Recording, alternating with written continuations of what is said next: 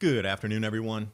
Jumping back in history, Blockade of Greece, 1941 to 1944. Prices rose 89x. They couldn't get the food, and then we are similar here, constrained supply chains. People aren't prepared for what's going on. First it was the supermarkets with the signs, can't get your food. Now it's the actual places that were preparing food if you couldn't get the food, your fast food.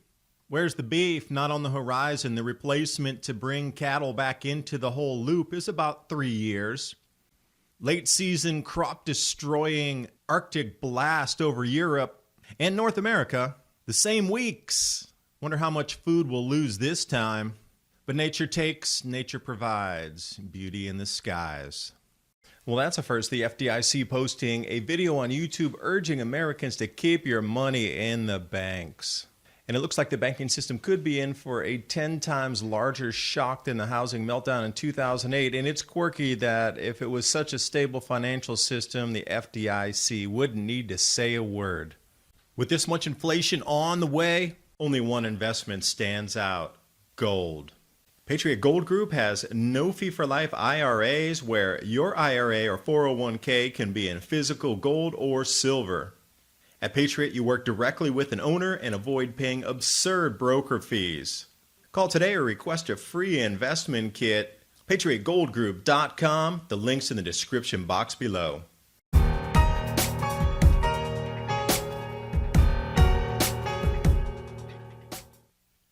And since VE Day was just last week, thought I would jump over here, taking you back to 1941 through 1944 in Greece. Allied Blockade ruined the state's infrastructure, economy, food shortages, created a black market, and hunger. And it doesn't matter whether it's a blockade of actually cutting off your food supply through deliveries of ports or cutting it off from the meat packers or farms to processing facilities and then delivery to your supermarkets. It's still a blockade. Price of the bread increased 89-fold. So if your bread cost $1 before, it was $89 within a year and 2 months. Think about that. With all this money printing, it's very well possible, because I went to the store and all the food was up 25% over this last week from a month prior. Get ready. Food price shocks are inbound for us in the United States and across this planet. And even though a small lifting of the blockade for humanitarian aid to bring food in, even though they brought in that 17,500 tons, it still was such a drop in the bucket, it was unable to alleviate the situation. Which makes me think, with all the disruptions in the supply chain, even if the supply chain starts again and you start to getting it to some areas, it's just going to be a drop in the bucket as we move forward here. You're going to have to grow your own food and be more responsible for your own food production. Protein sources as well.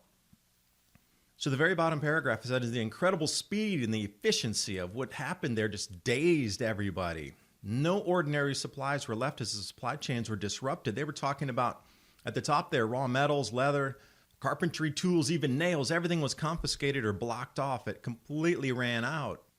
Now, how prepared are we for this? We're not.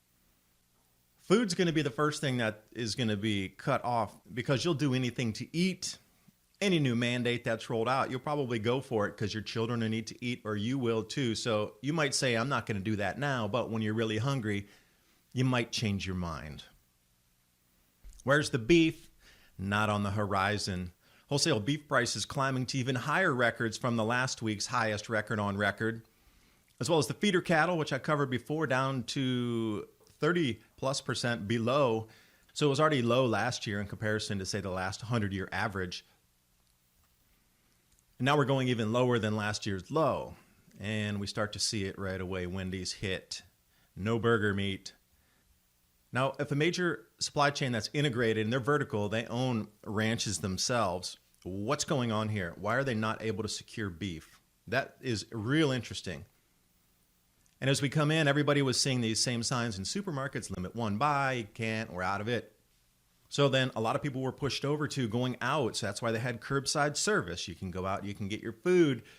But now even the areas where you could go get food outside your home after the supermarkets were out are also running out, which should put a huge, giant, glaring neon sign in front of you that we all have a problem right now moving forward. And we've seen these signs, but they're popping up again now. Kroger limiting how much you can buy in terms of pork or beef, if it's even available. And to give you some numbers on the Wendy's outage, over 1,000 Wendy's locations had no beef, suspended anything burger. But if you are going to do some of your own pioneering lifestyle and raising some of your own food sources, protein, goats and chickens, look how fast you can raise those. Goats take 150 days to give birth, and then generally there's 2. And then you want to raise it so it can produce milk. You're looking at another 15 months. So in total, you're looking at a little bit less than 2 years. But when we come down to cattle, 3 years plus. Because to even give birth to one, to replace this entire chain of either beef cattle or dairy, a full year before giving birth, and then it takes another, or at least a minimum of 2 years before maturity where it could produce milk. Feeder side of things, looking at about 30 months. That is an enormous delay. So as I look at the landscape out here, beef is going to become more costly and become less and less available. But if you're raising your own chickens and goats, goats for the milk, chicken for the eggs, and possibly chicken for the meat, you're only looking at less than a year for chickens, definitely, and full production. You can sell the chicks on. And remember, animals that are giving birth to other animals in a litter of 2, obviously with goats are tradable. And we keep seeing this again and again pushed through the headlines. No beef, limits on products. Again, psychological training. And I like Justin Amash here, who says, get out of the way, government. Because the Prime Act's limiting cattle ranchers from selling directly to the public or dairy producers selling directly to the public. They need to go into the USDA co-op, which then fetches the price and then delivers to institutional buyers. Great. Good for our farmers to get a higher price if they can collectively. But when it comes to this once in a historical situation, farmers should be able to sell directly to the public, not lose their mandates to participate in programs because they're selling directly to the public. See, this is where there's a huge disconnect between government and the reality on the ground. Get out of the way. Let the farmers sell directly to the people. And if you look at these related articles, the weakest link slaughterhouses, and I covered that with robotics and putting more people out of work and the whole supply chain, and there's a huge disruption in meat. So just expect from this point forward, your meat supply is going to be tumultuous. So buy what you can now. If you can find it, freeze it up, store it up, pack it up. And leaving you with a little beauty here, Italy. Spectacular sun halo. Imagine watching this for the sunset here. How would that be? Little red wine, some cheese, chilled out on your apartment balcony, watching this in front of you while you're stuck in your house. Wow, magnificent. Thank you, nature. But at the same time, preceding that front, which is blowing all those incredible clouds in and ice particles and different types of misty rain, Arctic front on the way. So whatever's out in the fields, planted, budded, flowered, is going to be wiped out because these are below freezing temperatures. That dark purple is an Arctic blast that is going to affect agriculture.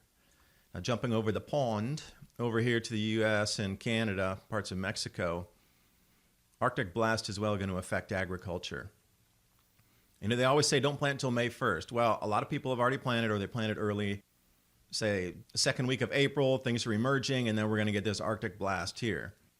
Now, even in the southeast U.S., temperatures over the weekend and the next 4 days are supposed to go right near freezing or even under at night. That's a plant killer for sure.